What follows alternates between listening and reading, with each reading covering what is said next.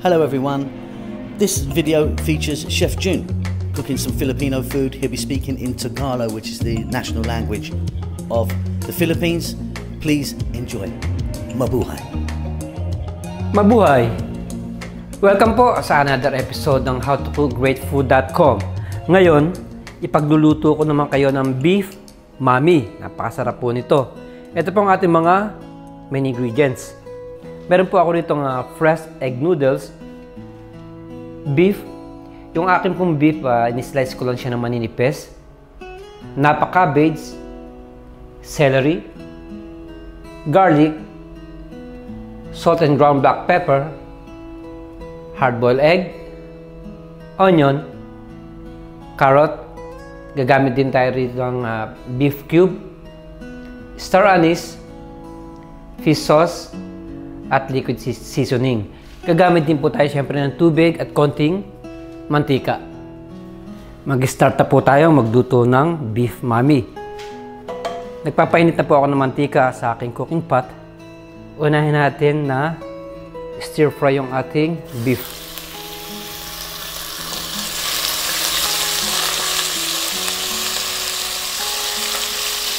Siguro, hahaluin ko lang siya ng mga 3 to 4 minutes.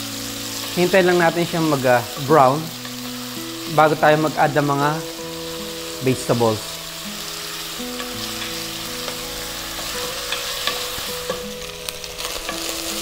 Ayan, okay na po yung ating beef.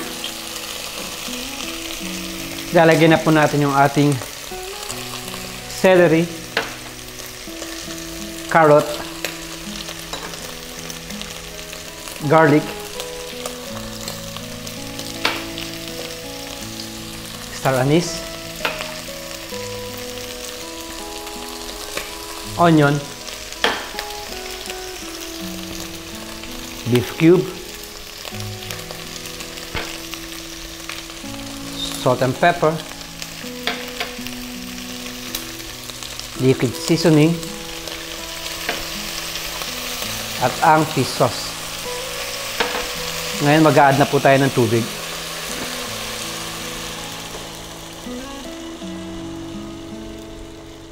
Papakuloan natin siya siguro ng mga 30 to 40 minutes. Once na tender na po yung beef, ipapakita ko po sa inyo yung susunod natin na gagawin. So okay po, habang pinapalambutan natin yung ating beef or baka, magpapakulo naman ako ng tubig. Ang gagawin natin, lulutuin na natin yung ating fresh noodles.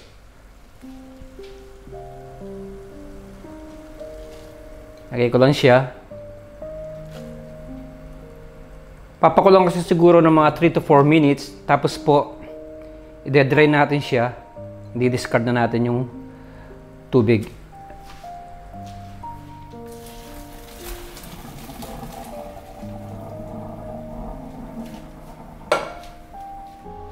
Okay, mag-start na po tayo mag-assemble.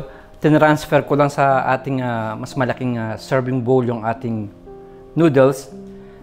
Tapos po, sineparate ko na yung pinalambutan natin na baka. So, lagay ko lang siya sa ibabaw.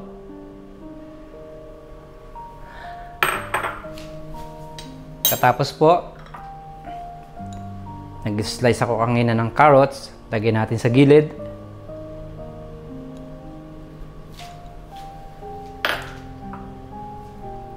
Ang ating napa cabbage.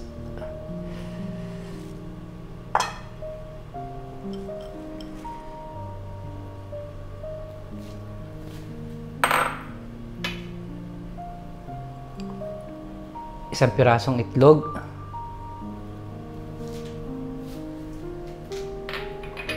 At ilalagay ko na yung sabaw. Kanina lahat ng mga ingredients niya, diniscard ko na siya.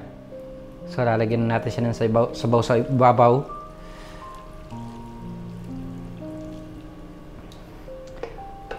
Kung meron po kayong spring onion, idagdag nyo na po.